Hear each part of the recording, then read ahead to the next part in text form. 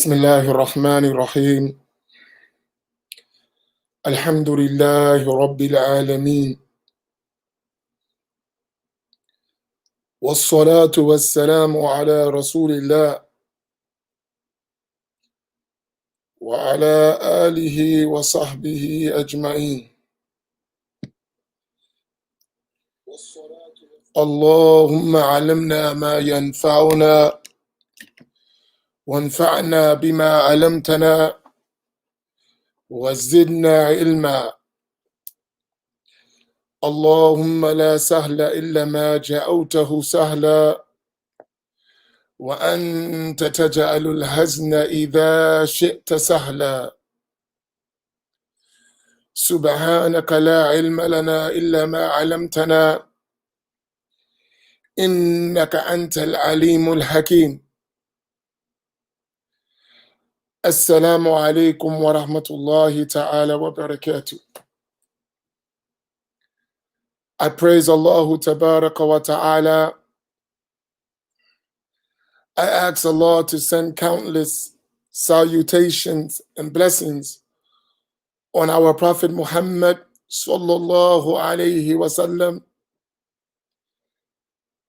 his pure family and honorable companions, and all those who follow them in excellence until the day of judgment. And I ask Allah Tabaraka wa Ta'ala to grant us the sincere intentions. And when I say sincere intentions, I want us to not belittle the status of having the sincere intention, because the intention is the thing, or is that aspect that would make all of your deeds accepted by Allah Tabaraka wa Ta'ala. You can be right and be totally wrong. And what do I intend when I say you could be right but totally wrong? If the intention for what you're doing is not for Allah subhanahu wa ta'ala, and it has a aspect that is opposed to what Allah ordered for us to have among the good intentions, then the deed will not be accepted, and therefore you would be wrong, even if the thing you're actually doing is what is called for by the sacred law.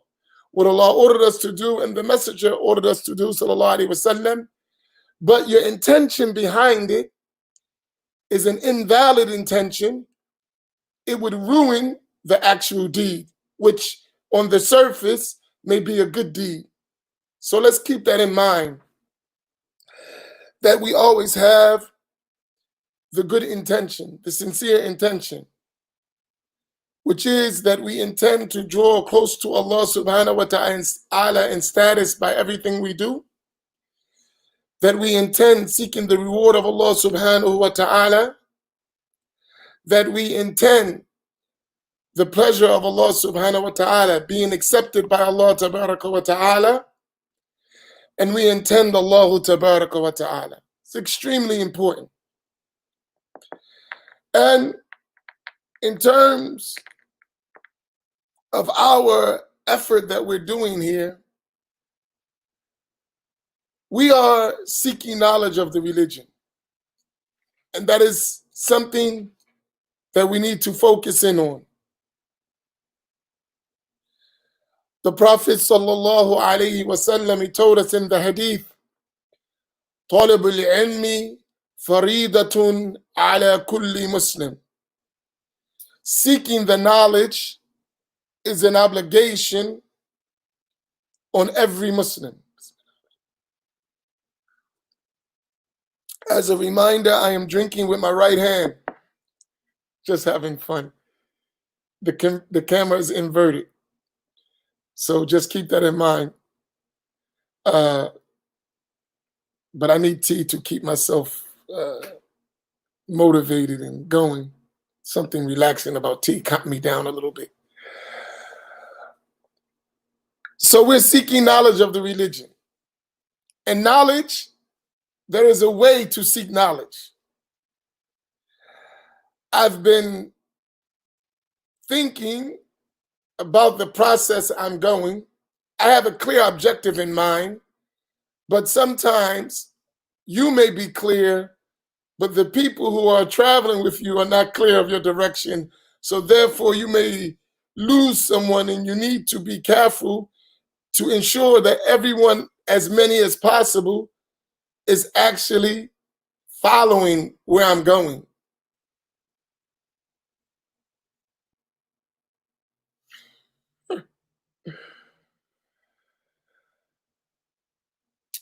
Let me say something, right?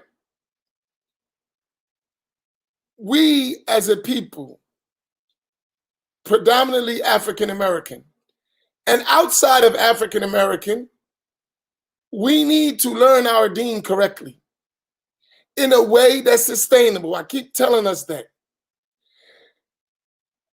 The devil is very tricky. Shaitan is tricky. He has a mission. His mission is to lead us away from as-sirat al-mustaqim, the straight path. That's the devil's job. And he does that from outside of Islam, meaning from the direction of non-Muslim, kuffar, and he does it from within Islam, from people who claim to be Muslim or claim to practice Islam. The devil is working on the believer from all angles. So let me put people in one of four categories, and I want you to judge everyone in this category. Every human being falls under one of four categories. Either that person is a believer, a Muslim believer, al-Muslim al-Mu'min, right? That person is one person. So let me give you the four, then I'll go back and explain what I mean by each of them. So the first category, the first class of people are the believing Muslim, right? The second class is al-Muslim al-Fasiq, the Muslim who is sinful. So we can say the sinful Muslim. It's another class, right? Then you have al-Munafiq. Al-Munafiq is a hypocrite. Al-Munafiq. And then the fourth category is al-Kafir. That is the disbeliever. All people fall in one of those four categories. So now let me go back and explain. The first category I mentioned was the believing Muslim. So that is a Muslim, someone who uttered the testification of faith, Ashhadu an la ilaha illallah wa ashhadu anna Muhammadan Rasulullah sallallahu alayhi wa sallam. And they perform what Allah tabaraka wa ta'ala ordered them with, and they refrain from the sins. That is a Muslim who is a mu'min. So they believe and they practice the religion as they were ordered to.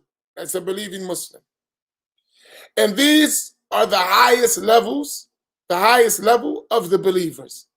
The practicing believer, the pious believer. Perform their obligations, avoid their sins, avoid the sins, and they may do extra deeds. This is a believing Muslim. And we all strive to be that. The second category is a Muslim, but they are fasiq. They are sinful. You can use the word corrupt if you want. In other words, they don't fulfill all their obligations and they don't refrain from the prohibitions. So you would find that person, I'm a Muslim, that person believes, they said the Shahada, they believe in Islam, they believe everything, but in terms of the deeds, they fall short. They may not pray all the time, they may not fast, they may not do all of the obligations, and they may commit some of the sins, even major sins. So they may drink alcohol, they may fornicate, they may steal, they may lie, but they know it's haram, but they do it. This is the Muslim who is considered fasiq. They are corrupt. That first class, and these are Muslims, and everything under this of the next two classes are not Muslim. Those first two classes are Muslim. The one who is a believing Muslim, it is hope for that person that they will go to paradise without any previous torture. If they would die as a Muslim, believing Muslim, they would enter the paradise without any torture. As for the Muslim fasiq, they may die and they are under the will of Allah. If Allah willed, Allah could pardon them, forgive them, and admit them immediately into paradise. And if Allah willed, He would punish them in the hellfire for the amount of their sins and then enter them into Jannah. So even if they are punished, they will ultimately end in paradise. But they may be punished for some of the sins they committed that they didn't repent for before they died. So that's the first class, two categories, and these are Muslims.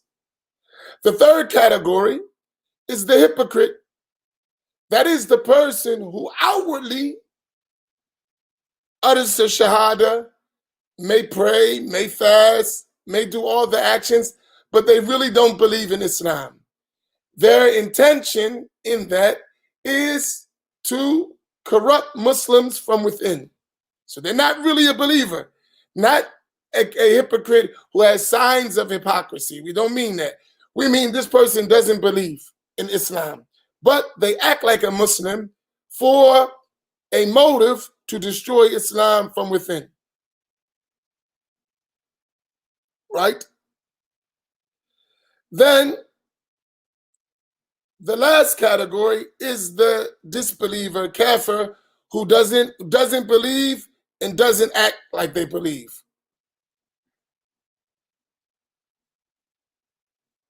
So everybody is in these four categories. The only one that is unknown to us, actually, in reality, is the hypocrite. Because the hypocrite is going to pretend to be Muslim, and so long as they perform the outward rules of the Sharia, we don't know what is in their heart. So we're not going to call someone a hypocrite, meaning you are a hypocrite, because I don't know what's in no one's heart. But there are signs of hypocrisy, and if one sees those signs, one needs to beware that they may fall into hypocrisy. Now, with that said, when we talk about the deen, we got to understand that all these categories exist among people. And some Muslims fall under the category of sinful people. And among those sinful people who are Muslim are those who practice innovated understandings of Islam, right? So that means when we talk about the first category, the believing Muslim, they believe, they learn their religion properly, and they practice it in the way they were ordered. But among the Muslims are sinful Muslims. They are Muslim, meaning the sin that they committed has not taken them out of the fold of Islam. However, they have contradicted the commandments of Allah, tabaraka wa ta'ala, and the commandments of the Prophet, sallallahu alaihi wasallam. So among the Muslims are those whose sin that makes them fasiq, that makes them corrupt, that makes them not a Muslim practicing believer correctly. Some of those sins are in the area of tenets of faith. Some are in the creed, meaning they hold beliefs that are corrupt, are innovated, are what we call al-bid'ah, right? But the belief doesn't reach the level of al-kufr, disbelief. So they remain a Muslim, but their belief is not correct. And it is a belief that is rejected, but it's not to the extent that it reaches the level that denies something that is necessarily known of the religion, or they have an excuse for having an incorrect belief. This is one aspect. So the belief is incorrect, but it didn't reach the level of kufr, for example. Then you got those who sinners in actions. They don't pray all the time. They don't pray on time. They may not fast during Ramadan. They may not pay zakat, etc. These are sins of the body. Then you got those believers whose sins is inward: jealousy, hatred, stinginess, impatience. All of these things are inward sins, which would make the person corrupt. So sins have categories. They're not all the same, and they're not all in the same area. With me saying that, what our objective is as Muslims, is to be believing Muslims and following a methodology that will facilitate that. That's one side of it.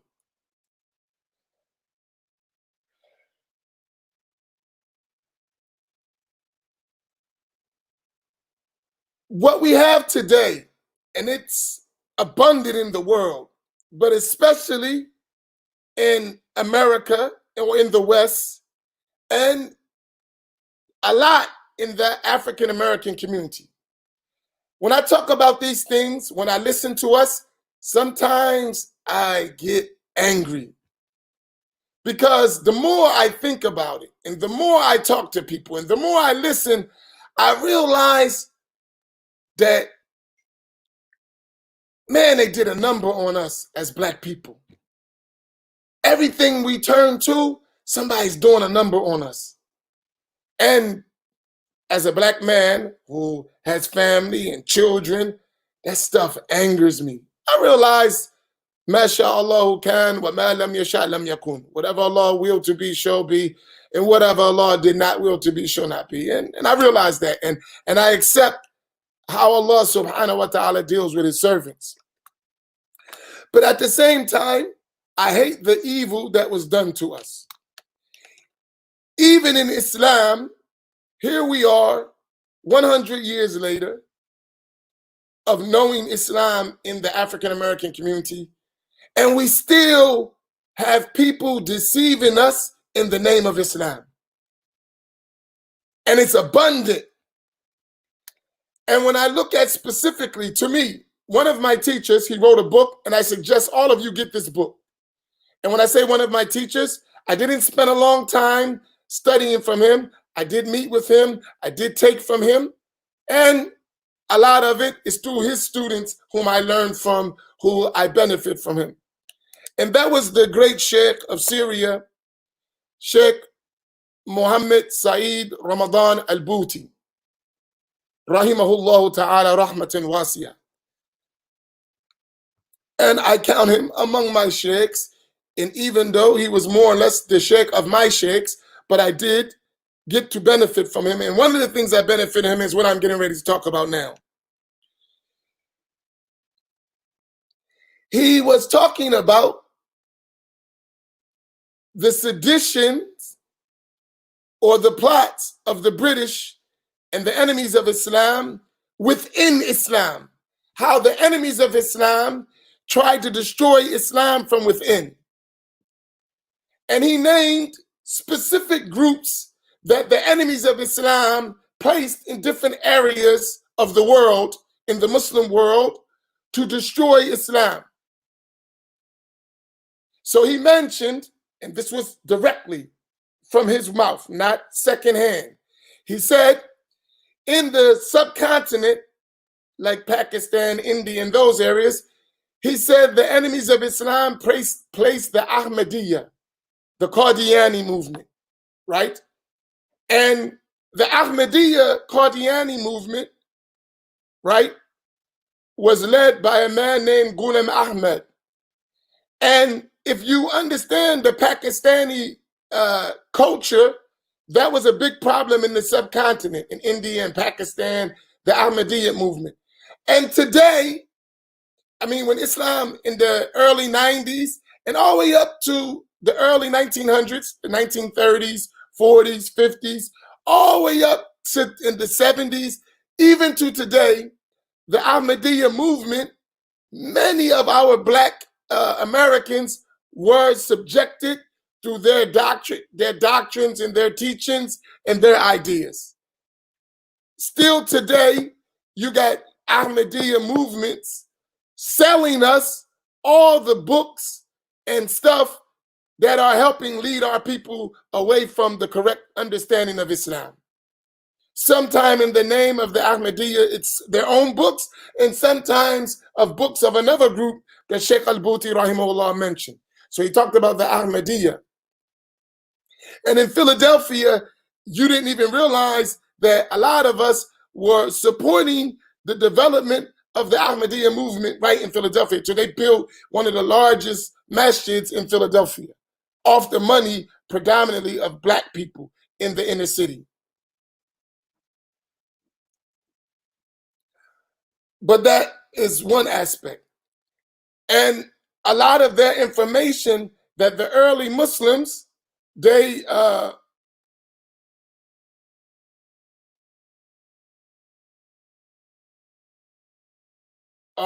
that was a subhanallah, that was one aspect of the enemies of Islam. Then he mentioned the Wahhabiyya in the Arabian Peninsula.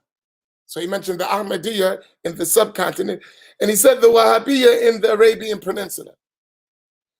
And I need you to do me a favor. There is a term that I coined, and I want you to pay attention to it. It's called default Wahhabism. Could you put that on the screen? Default Wahhabism. That is one of the greatest problems that the African American is facing in Islam. Default Wahhabism.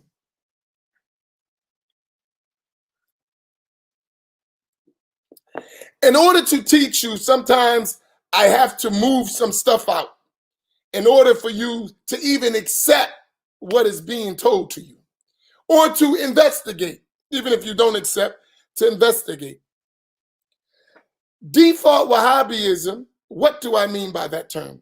Just hold it there, and I'm going to come back. Don't take it down.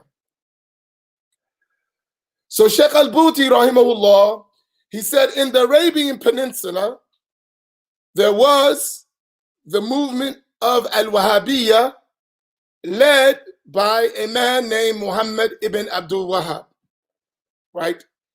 And he said they were put in the Arabian Peninsula to destroy Islam from within. And he said something about this when he was explaining it. He said that many people, they are affected by these movements, the Ahmadiyya, the Wahhabiyya, and he also named in Egypt Hizbul Ikhwan, right? The Ikhwani movement. And he named another group, and I forget the name of it. He named one more group, but I forget the name, and I don't want to mix it up and put words in his mouth. But he mentioned 4. He said, and a lot of people are affected by these groups and they don't realize it. They have their afkar, they have their ideas, but they themselves don't know that they have those ideas. And if you have an idea for so long, you become defensive of something that you may outwardly say, I don't follow, but all of your ideas are those ideas.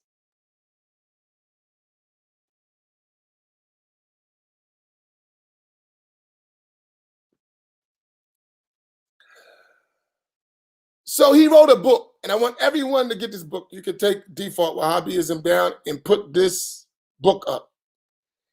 It's called Allah Madhabiyya, or Not Following the Madhab. So the book is called Allah Madhabiyya, Allah Madhabiyya. And if you have this spelling, don't worry, I'll fix it. Allah Madhabiyya. Oh, you got the book. It's up there. MashaAllah. It is, he said, Allah Madhabiyya, it is, not following a school of thought, is the most dangerous innovation threatening the sacred law. That's the name of his book. Allah Madhabiyya, Akhtaru Bidda Tuhaddidu Ash-Shari'atul Islamiyya. That not following a school of thought is the most dangerous innovation threatening the sacred law, which is the Islamic law. He wrote that book. I suggest all of you read this book.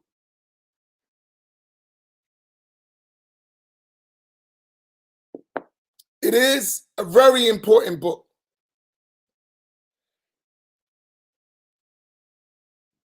Now,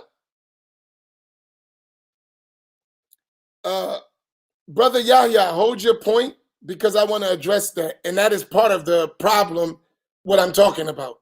The point you're making, you're correct, but we got to talk about methodology, because that's important to understand. So I'm going to get back to you, inshallah. And why did he say that? There's another scholar who was a great scholar in Egypt. His name was Sheikh Muhammad Zahid al-Kawthari. He wrote another book similar to that, really a more treatise. It was smaller. And he called it Allah Madhabiyya, not following a school of thought is a bridge to La Diniyya, to not having a religion at all. That's deep. He was much stronger. He said that Allah Madhabiyya, that it is a bridge to La Diniyya, not having a religion at all. These are significant books. Why is significant? Because actually what he's talking about is the destruction of Islam from within. Yes, the book is available in English.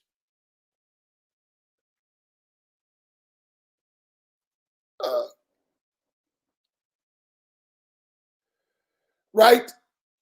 The book of Zahid Kawthari is not available in English as far as I know. It's only in Arabic, as far as I know. But here's the point. Now I'm coming directly to us in America. Most of us who have not learned in that traditional way that I mentioned, and I'll put those points back up, you need a trustworthy teacher, a continuous chain, and a reliable book. Those three things, remember I mentioned them. Those who haven't learned that way, and when I say that way, you learn with the teacher. You are in the company of the teacher. You are directly a student of the teacher. That teacher has an unbroken chain to the Prophet ﷺ, or to a books and every science he's teaching, and he's teaching from reliable, trustworthy Sunni books. If you didn't learn like that, you are by default following a Wahhabi way. And I say it with no apology. So don't get offended. You may not have the opportunity, and we understand that. That's why we call it default. Because of the environment that the West made and what they allowed to be pushed, that is the default position of anyone who learns Islam in the West. It is Wahhabism, without the name. So they would think I don't have a methodology. I just follow Quran and Sunnah. That statement is Wahhabism. No one in the Islamic world, in the history of Islam, ever just said, we have Quran and Sunnah, and every new Muslim just go get the Quran, just open up Sahih Bukhari, Sahih Muslim, and that's usually where we stop. But even if we go further, they have translated Sunan Abi Dawud, Sunan Tirmidhi, Sunan Ibn Majah, Sunan al-Nasa'i, the Muwatta of Imam Malik, and that's all you need. You got your Quran and Sunnah, go for it. That has never been accepted in the history of Islam. I repeat, this thought of I just follow Quran and Sunnah is in and of itself a Wahhabi innovation. In the history of Islam, no well-known, qualified, recognized scholar in anywhere in the Islamic world has told common people to just get the Quran, grab the books of Hadith, even if the 6 books, Bukhari, Muslim, Abu Dawud, Tirmidhi, and Nasa'i, Ibn Majah, and the Muwatta of Imam Malik, to add another book that are available in English I'm talking about, and said, get these books and make legal rulings. No one has ever said that among Islamic scholars. So this in itself is something that was pushed by the Wahhabiyya, which says, I don't follow a madhab, I don't follow no methodology, I just read Quran and Sunnah, and that's what I do. This is unheard of in Islamic history. This is a new innovation, right? And this is what Sheikh Al-Bouti was mentioned when he said, not following, not adopting, not following a school of thought is the worst innovation threatening the sacred law. It's dangerous. Why? If we just take fiqh or any science, but let's take fiqh for a point. If you just take al-fiqh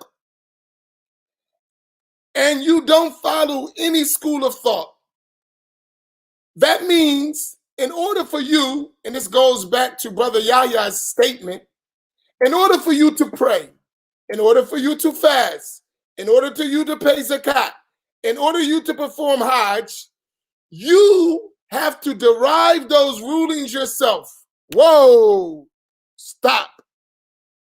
Are you crazy? You're going to get a person who can't read English sometimes, and he's going to make legal rulings? If we just use our brain, that doesn't make sense. Excuse me, like, la hawla wa la quwwata illa billah.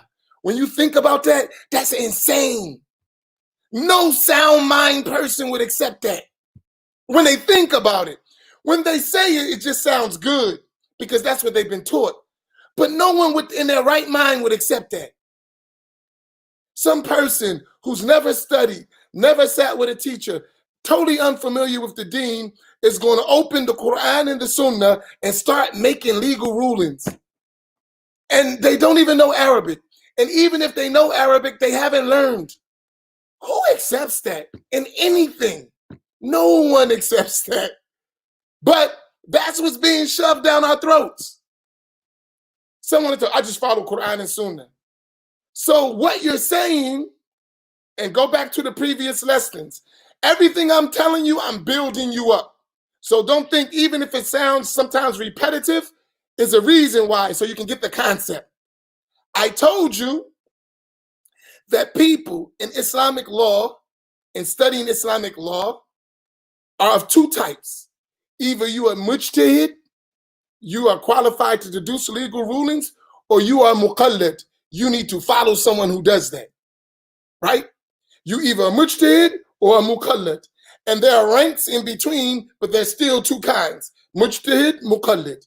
Either you have the tools to deduce legal rulings and everything that relates to that, or you have to follow someone who has that ability. As Allah told us in the Quran, فَاسْأَلُوا أَهْلِ الذِّكْرِ in kuntum la ta'lamun. Ask the people of knowledge if you don't know, right? So here, this is extremely important. If you're saying, I'm not following a school of thought, I'm not following no madhab, I just follow Quran and Sunnah, then you yourself are saying, I'm a mujtahid. I can deduce legal rulings on my own. And no one has accepted that. Never, ever, ever, ever has no one in the history of Islam accepted that. But guess what? If all of us be honest, is that the common saying among our people in this country? Help me out here. Tell me, is this not the common thing you hear among our people in this country and others? I follow Quran and Sunnah. How many of you have heard that? Let me get a few yes. I see about 36 people on Facebook, and I know there are other people otherwise who can't type in, but just y'all on Facebook. How many of you heard common people, they're not scholars, just regular everyday Muslims talking about I follow Quran and Sunnah? Give me some yeses.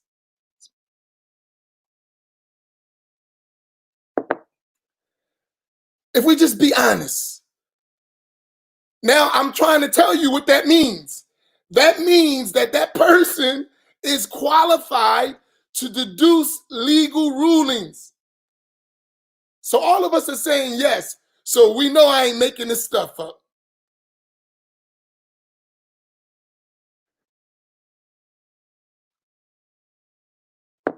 All right, so all of us agree. We have Facebook consensus.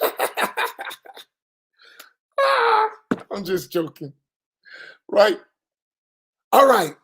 So now let's because we got to have a talk. If I give you stuff and I don't give you a format, you ain't gonna follow, because unfortunately, a lot of us, this internet is a benefit and a curse at the same time, because many of us, we're all over the place. Today we listen to Imam Amin and he's a Sunni. Later on in the afternoon, we listen to a Wahhabi. Later on the night, we're listening to a Shia. Later on the night, we're listening to some other stuff. We all over the place, right? And this is real, and we know that we do it.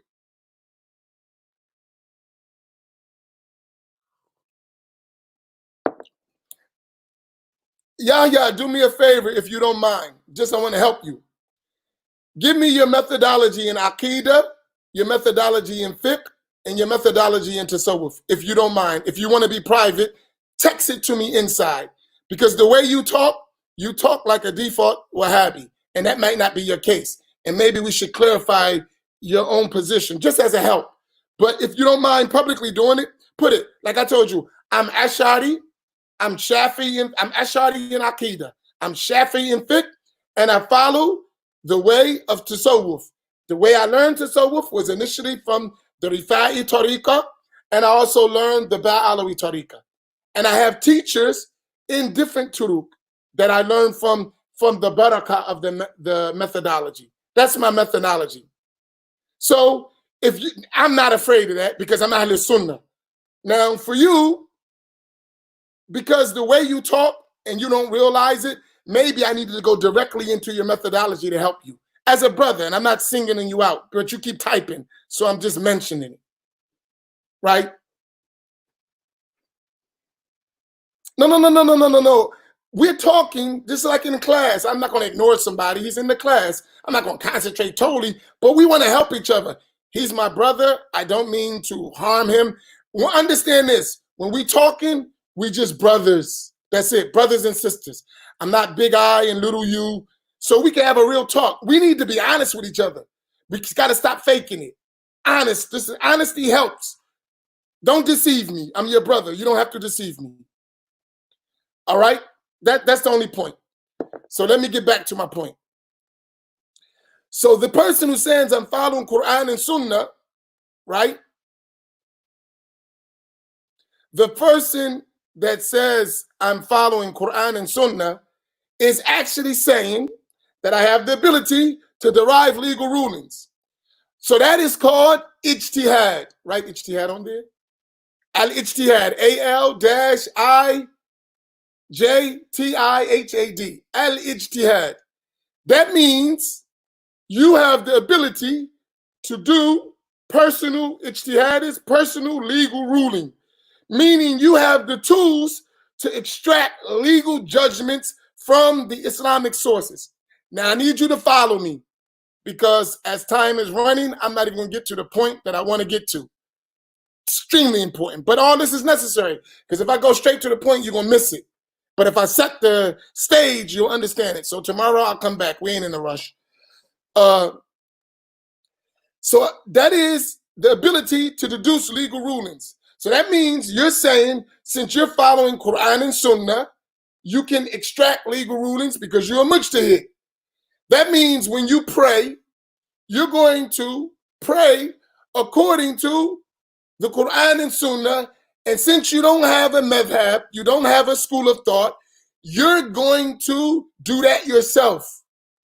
That means you need all of the resources about the Quran and the Sunnah to do that, which we know you don't have.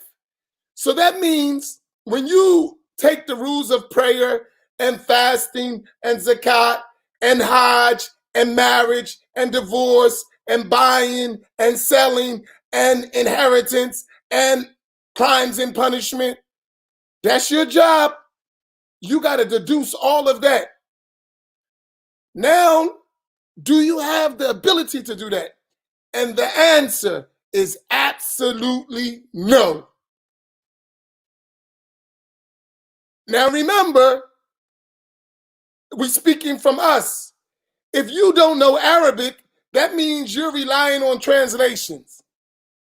And the translations are relied upon the understanding of the translator. So you're not only not reading the original text, you're also relying upon the understanding of the one who translated that from you. And if you don't even know the translator, you have no idea what he understands. I'm keeping it real. That's why I say you got to have a living teacher that you know, that you met, that you know where they learned from, right? But if you got a translator who you don't know what he know.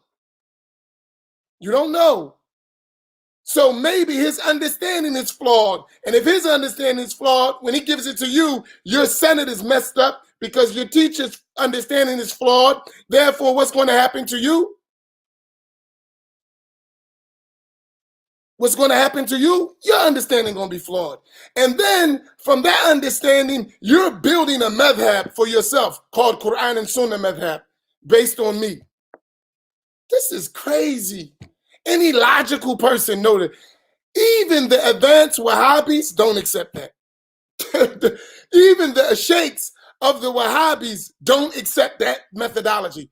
But they're giving it to us, which is deep. Bin Baz would never accept that. Ibn Uthaymeen would never accept that. None of them would accept that. But for us, we're walking around talking like that. None of those people would accept this idea that we're actually made a religion now.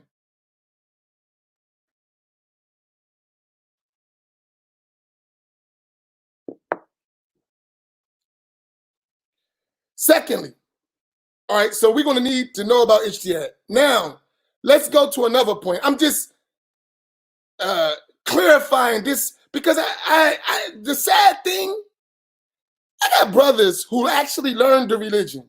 They went overseas and they studied and they sat with teachers and they saying dumb stuff like this. That's how powerful this default Wahhabism has become. Like you actually learned and you know better and you still talking like that. This is amazing. You know, they say ajib in Arabic.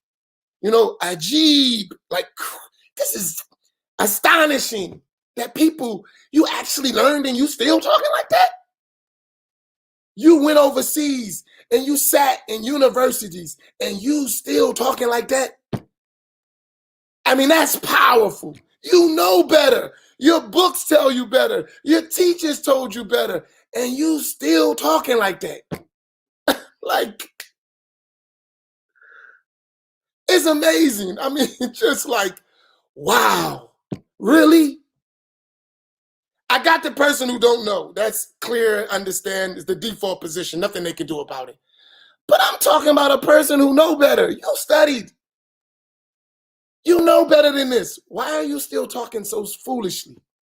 I mean, give me a break. All right, I'm sorry. When you learn, you're gonna be saying the same thing like me. I mean, it's the decree of Allah, but subhanallah. Okay, now let me move another mystery.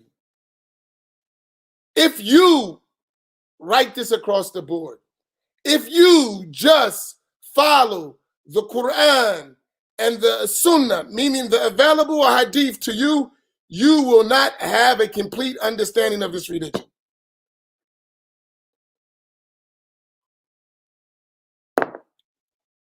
Do you hear that? Since Imam Fahim, I'm going to really get him mad at me. No, I'm joking.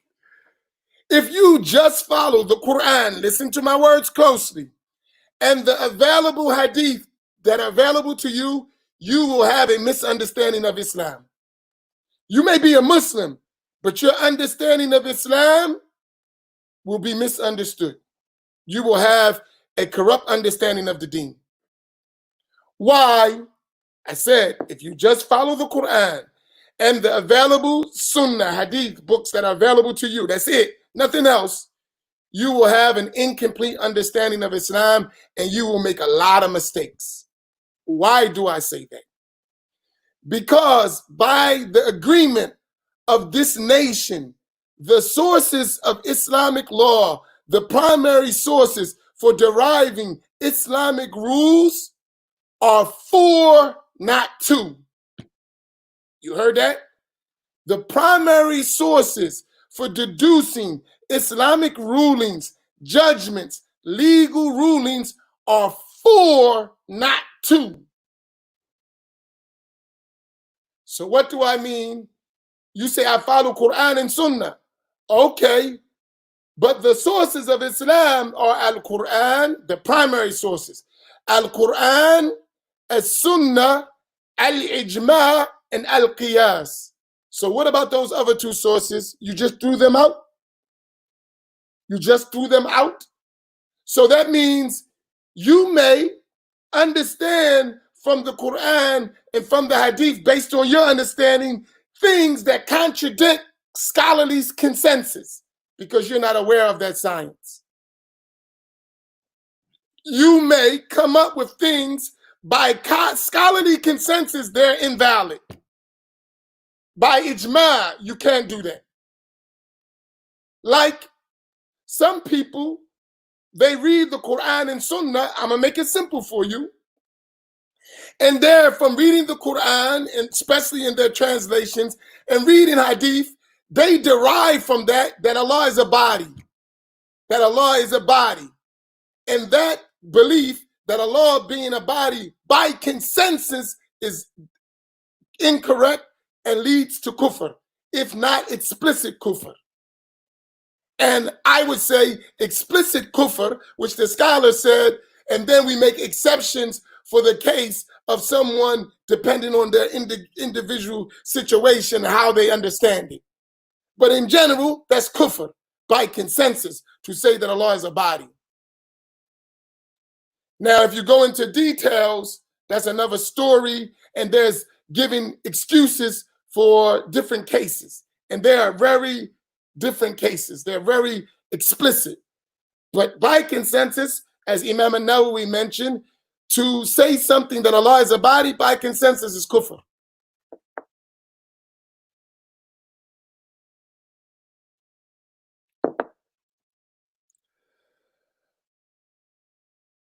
So here, this is an understanding that we need to get. So without ijma' and without al-qiyas and other rulings, there is no way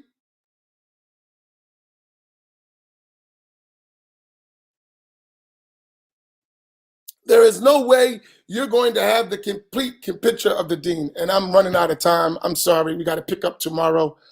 So my point, let me summarize, because I'm going to give you a methodology. And I told you the methodology that we learned in our teachers, and I can just give you one way according to the Shafi'i school. And according to the Shafi'i school and our main books that we learn in Aqidah and those books that we learned in spirituality, I'm going to give you a roadmap. For those who say, well, I'm Malachy or I'm Hanafi or I'm Hanbali, fine. Find that similar methodology within your schools. They exist, and I can give them to you. But for the sake of not writing everything and making a big, long curriculum, I can give you just our main curriculum that will help you, right? And that curriculum, no matter where you go in the world, is standard, it is accepted, it is well known. And inshallah, I'm going to try to do that tomorrow. Let me go back and answer a few questions, but let me summarize something.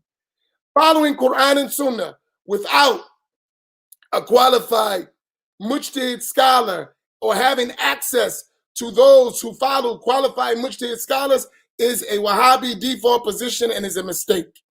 You will go astray doing that. Secondly, the sources of Islam are not two, not just Quran and Sunnah. The primary sources where we derive rulings, they are four: Al-Quran, As-Sunnah, Al-Ijma', and Al-Qiyas. And then beyond that, there are many tools in the toolbox of deriving rulings of the mujtahid scholar, right? So anyone who's not a mujtahid, you are a muqallid, and you must follow a madhab. And all of you who say, well, I ain't following no madhab, I ain't following no sect, you don't understand Islam. A madhab is not a sect, right? And you need to learn. And I know because of the Wahhabi default position, many people think that's proper. It's not. It's delusion. And no one accepts, right? No one accepts. Even in rulings, people who have high levels of Islamic knowledge and getting the tools of ijtihad, when they contradicted consensus, the scholars rejected them. Like an example of Ibn Taymiyyah and his case of saying the divorce pronounced 3 times in one session only count as one divorce. By consensus, that is incorrect. By agreement of all the mujtahid scholars, that is incorrect. And that's an opinion of Ibn Taymiyyah. And people follow that and end up having fornication, thinking they're married, following Ibn Taymiyyah's invalid opinion. That's by consensus. And even in Saudi Arabia, who are Ibn Taymiyyites, right? When the legal rulings of the judges in Saudi Arabia, they removed that opinion of Ibn Taymiyyah because it contradicted the Hanbali madhab. So,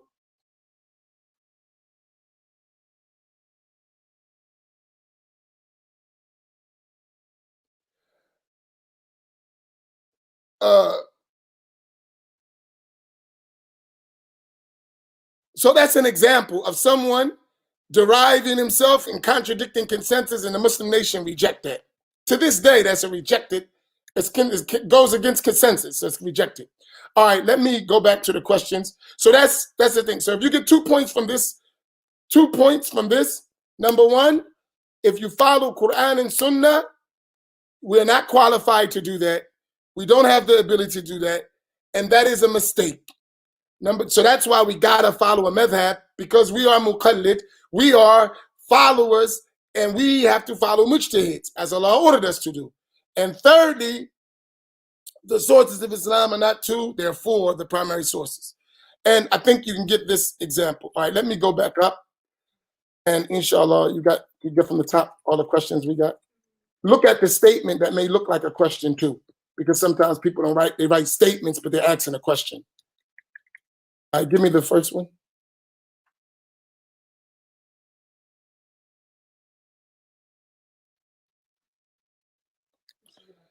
Are they sinful because they are weak or because they lack understanding? Sinful could be you sinful because you don't know, so you didn't learn the rule, and you're sinful for not learning.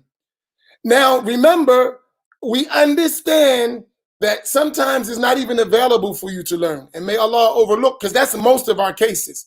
Qualified teachers, even at the basic level, are not available. Wahhabism and its ideology has run rampant around us. So a person becomes a Muslim, they don't know. So we got to take that into consideration. And that's the position of a lot of us, right? So it don't got to do with being weak. You may not have access. And our job is to give our people access. Still to this day, even in Sunni circles, black people are not given access. I'm telling you, that's a problem. That's why we got to do it ourselves. Because if we rely on others, they're not going to give it to us. They don't even care about us to come in our neighborhoods, let alone to teach us anything.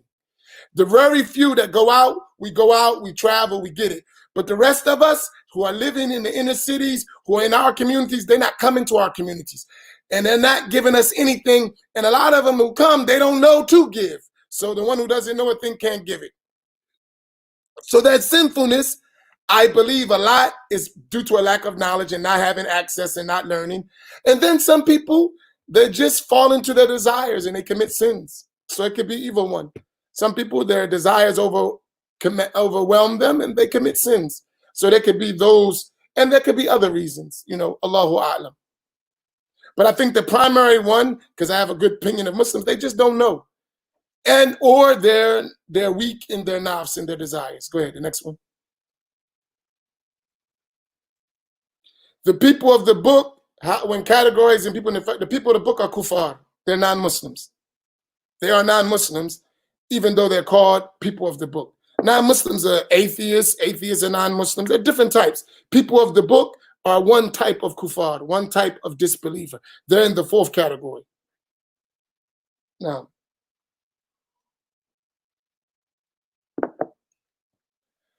the discussion on the dar, I need to have that with a person from the dar. That's a very sensitive topic. And when we talk about that, people's emotions get involved and they can't deal with truth. It hurts. Because it hurts. The wool been pulled over our eyes as black people so much, we can't take it no more. We're gonna explode, right? If one more do it over and we might lose it. So you gotta be careful how you address things, how you talk about it. And I'm not saying, me, myself, sometimes I don't care about all that stuff, right? And I just say the truth. But sometimes you gotta be careful because you don't want it to do the reverse. You give too much truth and a person can't handle it, they may break. You know what I'm saying? So in stages, if I can get a knowledgeable person from the dar who's learned, who really trying to understand, or an elder who's more mature and can have a real talk, then we can have such a discussion. But I don't know if it's wise to, it's obvious. Our brother Akil, he put out a list of the books that the dar was studying, and Imam Luqman put it out. And if you just look at those books, they were books of Muhammad ibn Abdul Wahhab, who is the founder of the Wahhabi movement. I mean, you don't need a rocket science to figure out what happened there. If your books that you were relying upon was written by Muhammad ibn Abdul Wahhab, and he was the one who founded Wahhabism, well, that's obvious you got some Wahhabi traces in your doctrine, because the books you're reading are from the founder of the Wahhabis. That's obvious. Now, what to do about that, that's another story. But that's obvious. That's not, you know what I mean? That's not, we ain't make that up. Once you put out the book list, the book list tells you what you was learning. Now, if you're too emotional to accept that, I don't know what to tell you. I mean, bro, this is the book list. The book list said we were studying the books of Muhammad ibn Abdul Wahhab. Muhammad ibn Abdul Wahhab was the founder of the Wahhabis. Okay. But we don't got no Wahhabi doctrine. Huh? That doesn't make sense. So, I mean, if you understand my point. But one day, inshallah, we got a lot of work to do. I had to accept it. I was an Ansar, bro. I know the feeling. It hurt. I was 17 years old when I left the Ansar community. And I cried. I had given my whole life as a kid. I left my family, everything for that. And when I found out that that wasn't real Islam, do you know how bad that hurt? And I mean, my background, I was teaching all the people in my neighborhood, all the people in my city, all the young boys in my city became Ansar through me. Man, do you know how hurtful that is? But alhamdulillah, I continue to learn. I continue to benefit. And Allah helped me to have some understanding of the deen. And I continue to this day, because of that, to not stop learning. That's why I speak so confidently, because I keep learning. And I'm sure that where I'm at now, if I'm misunderstanding the foundational principles of the deen, Islam is the wrong religion. Because I took from the top scholars in the world from generation to generation to generation. So if my belief is corrupt and my foundational understanding of deen is corrupt, Islam is corrupt. Because I can point to the scholars past and present. I have an unbroken chain. I understand it in many routes. Then our deen is false. And I don't accept that claim. Right? But that's work. And I'm willing to altogether that Black people need that. We need unbroken chains. We need connections. We need scholarship. We need that so we can not do it over and over and over and over again every so many years. We need that. And everyone who opposes that, you will find they have a broken chain. Listen to what I just said.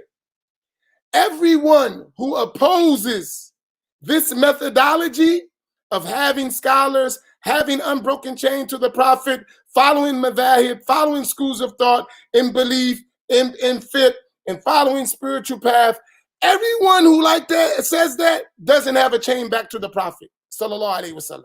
They all disconnected, all of them. So that's our religion.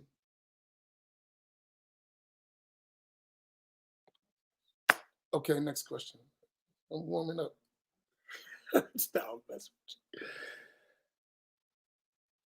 So is comparative fiqh, one of my teachers told me, Wahhabi in disguise? Comparative fiqh, as they use it, is Wahhabism in disguise. But comparative fiqh is necessary at a scholarly level. But at a basic level, it leads to I follow all the madhahib and I don't follow one. That's a Wahhabi disguise, yes. Because that's not, no one said that. Comparative fiqh comes in to understanding strict rulings and dispensations. And that's why comparative fiqh is very important in terms of strictness and dispensations. And they have that within each school, but that's a whole nother subject. But as people use it, like these graduates from Medina who come back and they talking about, I'm Shafi'i, but they start talking about the Shafi'i madhab and they got opinions that contradict the madhab because they got that from comparative fiqh. So be careful. That's another trick. Wahhabi in the form of Shafi'i, Maliki, Hanafi, Hanbali, but really a Wahhabi. That's another trick. Go ahead.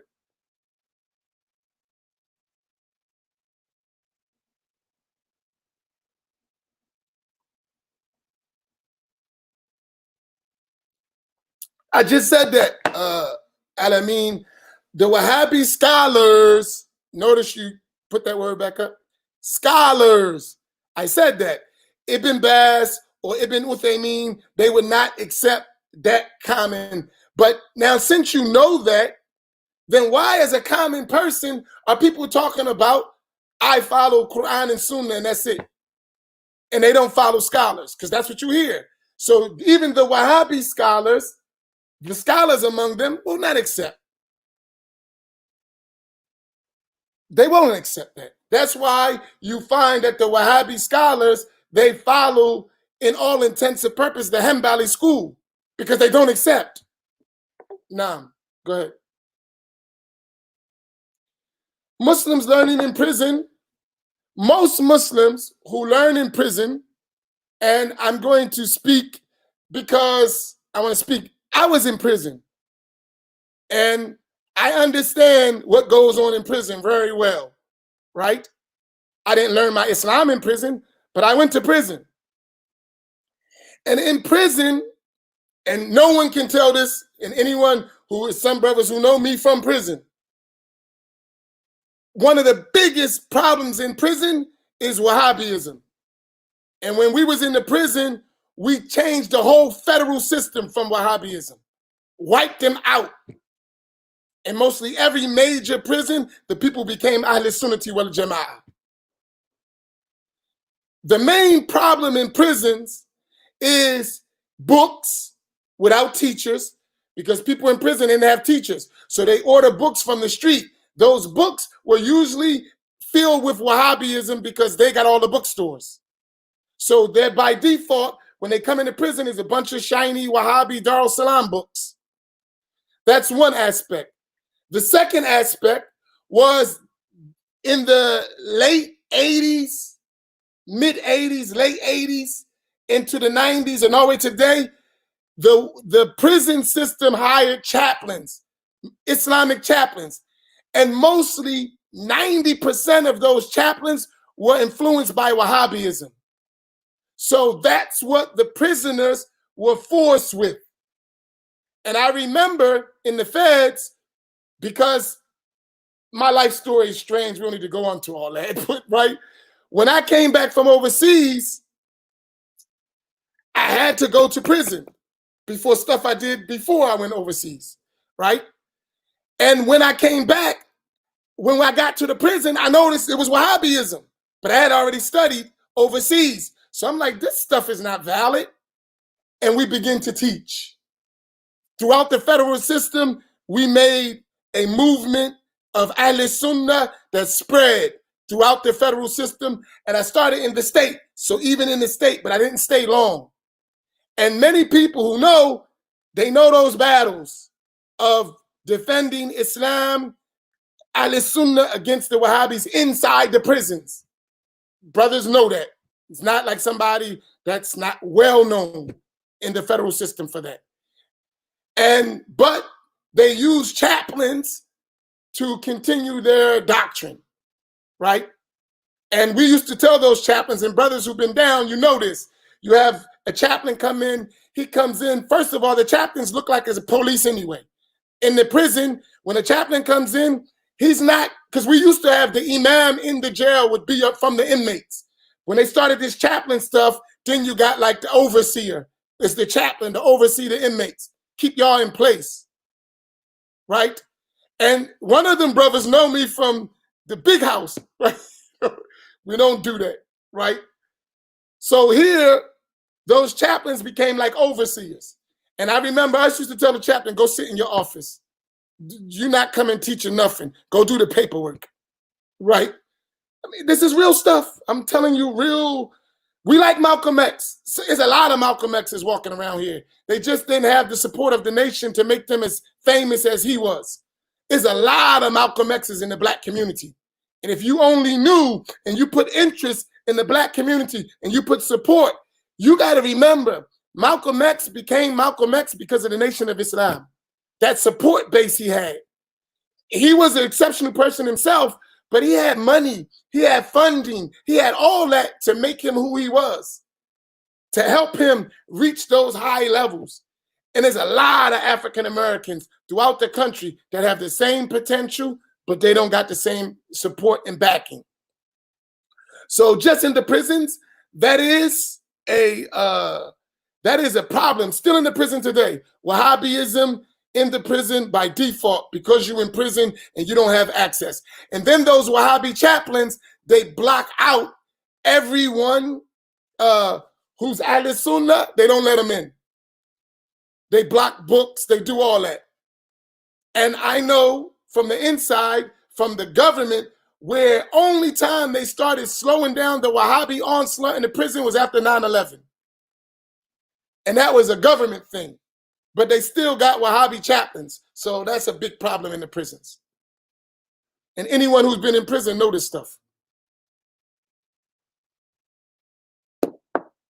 Malachy Doctrine. However, we learned the basic fundamentals from 2 years.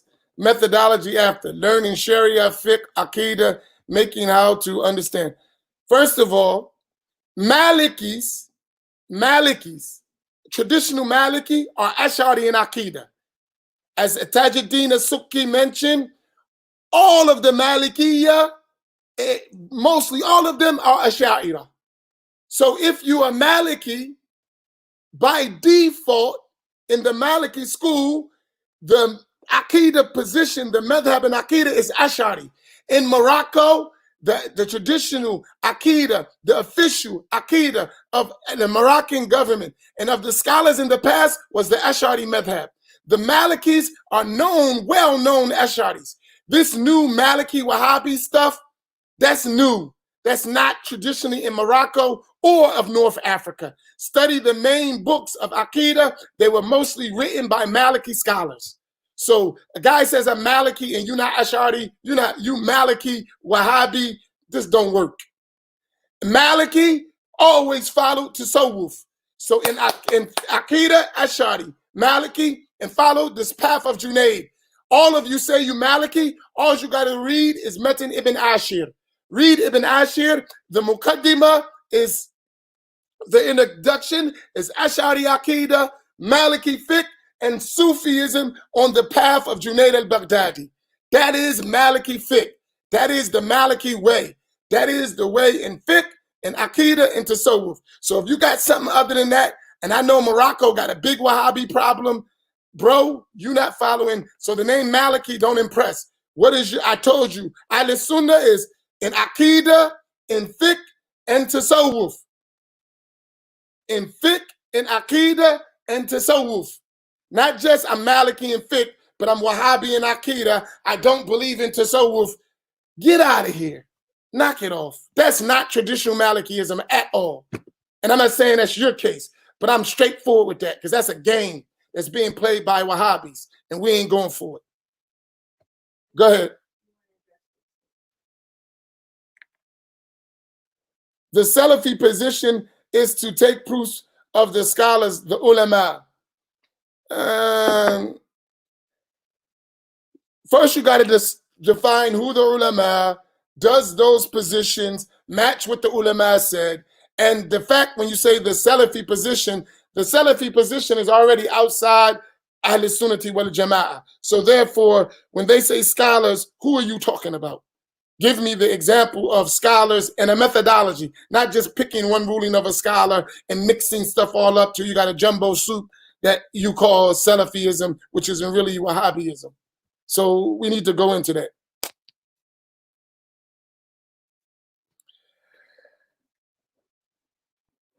When you say jism, can you give an example where they say body? There are two things. Not everyone says body. That's why I said when we say jism, you got to give understanding. Sometimes they have belief, most of them, that entail jismiya, right? Jismiya is attributing Allah with bodily attributes. So you don't have to say necessarily Allah is a jism, but what you say entails jismiya when you describe movement, rest, location, limits, organs. That's jismiya, even if you don't say Allah is a jism. So if you say Allah is in a location, like above the throne, if you say Allah moves and descends from above the throne through the lowest part of the heaven, if you say Allah has a foot that he puts in the hellfire, and he has hands and face, and you mean that literally, that's jismiya, and that is kufr. So even if you don't say Allah is a body, if you describe him with attributes of jismiya, that's kufr. As Imam Abu Ja'far al-Tahawi said, وَمَنْ وَصَفَ اللَّهَ بِمَعْنٍ مِنْ مَعَانِ الْبَشَرِ فَقَدْ كَفَرَ. Whoever describes Allah with characteristics of the creation of the human beings, they disbelieved. So even if you don't say jism, if you describe Allah with the attributes sifatul jismiya, this is kufr. Go ahead.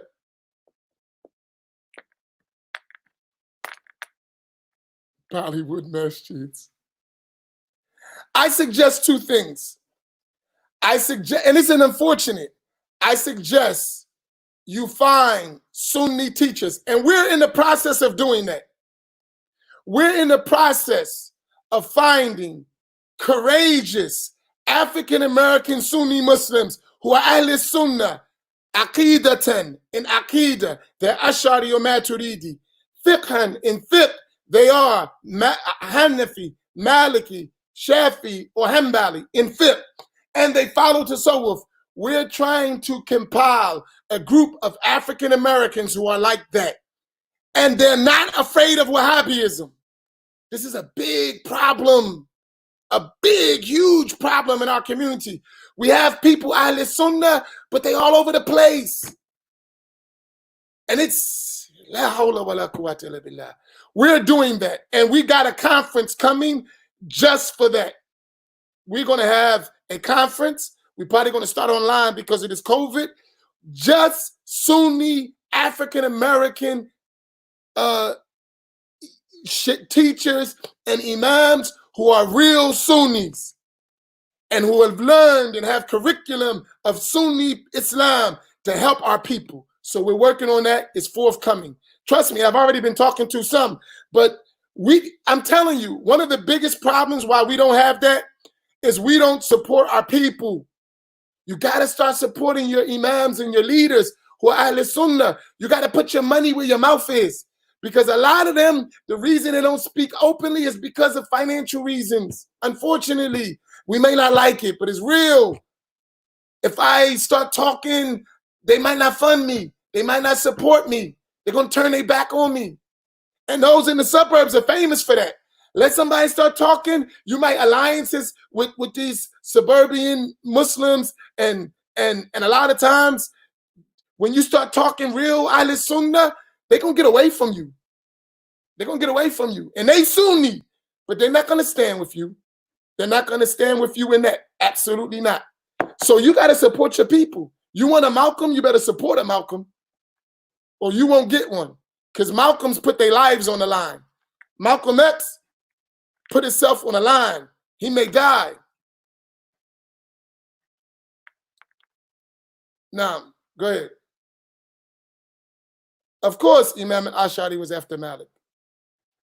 And what's the point of that? I think y'all don't understand methodology. That's a whole nother class. Some of y'all don't understand what a methodology is. Y'all don't understand what a madhab is. Y'all don't understand following scholarship. There's a lot of things we got to fix. And it hurts you. That's why you don't learn. That's why you're all over the place. And that's a problem. You got to sit down and empty your cup for 1 minute. Just pour your stuff out. All that mixed stuff you got in there, pour it out. And just have a clear cup. Or be a good student. Put everything in its proper place. Right? That's one way. Be a good student. This is what I learned from him. This is what I learned from him. This is what I learned from him. This is what I learned from him. And separate that stuff. Stop mixing it all up. That's why we all over the place. We got to fix that. I'm sorry. I'm passionate about this because our children going to get this. Either we do it now or this going to go on. And if we talking about from the Darul Islam movement and before that, in the early 90s, we still fighting basic stuff that you're supposed to learn in Islam. We still struggling to learn it. That's because people are not standing up like they have to. And it's a price to it, trust me. But, you know, I'm used to paying those prices, so it don't make a difference. Go ahead. You made takfir on me. What the hell? How did I make takfir on you? Where did you get that? Oh, stop. I didn't make takfir on you. Where did you get that from? What are you talking about? Yeah, you totally misunderstand. I don't make takfir on people that didn't commit kufr. What did you do to commit kufr? That you said I made takfir on you. Habibi, come on, give a break. Stop being emotional. I didn't make takfir on you. I don't even know you. I don't know what you believe. You never answered my question. So how did I make takfir of you? You never answered the first question. I didn't make takfir on you. Stop, please. I didn't make takfir on you.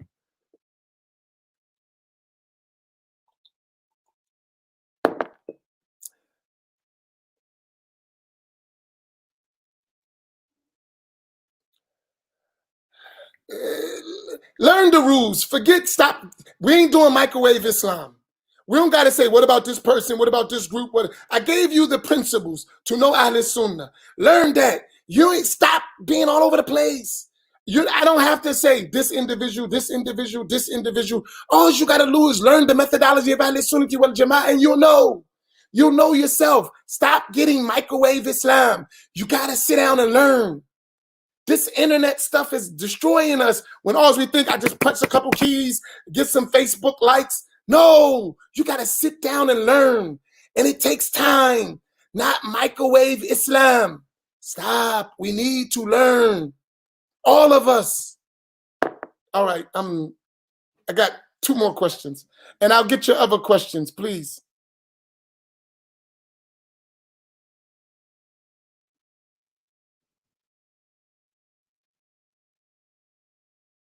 No, we don't have the Malachy book in your store, but you can find it. It's called Ibn Ashir. Ibn Ashir, the text of Ibn Ashir. It's a famous poem in the Malachy Ash'ari Sufi school. Anyone who's Malachy, they learn that book. As a traditional Malachy, they learn. That's one of the reliable books in the Malachy school. And it has Aqidah and Fiqh. And it's published, it's available. All right, now let me explain something to you. And I'm going to share this in closing. I will never, ever make takfir on someone who didn't commit kufr. I learned better than that. I don't rush to call someone a kafir. Even to the extent that I may say the idea is kufr. The thing is kufr. As for you, I don't know your case specifically, but that is kufr. But maybe you have an excuse so the judgment of kufr is not applied upon you. But if you commit kufr and you know it's kufr and you are clear that this is issue of kufr, you're a kafir. Doesn't matter. That's real. I'm not going to change the rules because it hurts your feelings. Don't commit kufr. Then we don't got to worry about that. But I'm not going to rush into judging someone as kufr, as a kafir, excuse me. We don't do that. We don't rush to make takfir. So if you carry, but a lot of times people carrying stuff that's kufr and they like it, but they didn't realize it was kufr, so they defend it. So a person's believing Allah has bodily attributes, and because they literally interpret the Quran and Sunnah, so they think Allah got hands and feet and literally moves. That's kufr. By consensus, that's kufr. If you don't believe me, read the books of Imam al-Nawawi. Read his book, Rawdat al-Talibin. He has a whole section on things that lead to kufr. And he mentions considering Allah a body. That's kufr by consensus. What are you talking about? If you really literally believe that. Now, if you want to go into details, that's another story. You can ascribe. Ahl Sunnah is clear. Read our books. These ain't things that Imam Amin making up. I got the books. This stuff is available. That's all we do. And this is what the scholars of Islam, past and present, have said. This ain't new stuff. Not new. So, what I'm saying to you, and please, please, please, our learned people, stop compromising our principles. It doesn't help. When we start compromising just to do the Rodney King thing, it hurts us in the long run. I'm not the only one who's saying the things I'm saying. Imam Amin is not somebody unique. I'm not. This is Ahl Sunnah, past and present. Hundreds of thousands of ulama, the top ulama, have wrote books about this stuff. This is not new. But we got default Wahhabism, and it's a problem, and we got to fix it for the future generations. We got to stop default Wahhabism, or it's going to destroy generations to come. We're not going to get it right like that. May Allah help us. Barakallahu fikum. Inshallah, I'll continue tomorrow, and I'm going to start slowly giving the books. But I gotta build us up so we understand. It's not easy at all. Barakallahu fikum wa jazakumullahu khaira wa sallallahu ala sayyidina Muhammadin wa ala alihi wa sahbihi wa sallam. Subhana rabbika rabbil izzati ma yasifun wa salamu ala al-mursaleen.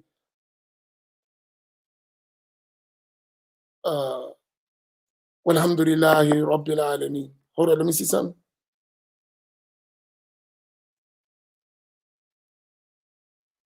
All right, barakallahu feekum. Assalamu alaikum wa rahmatullah.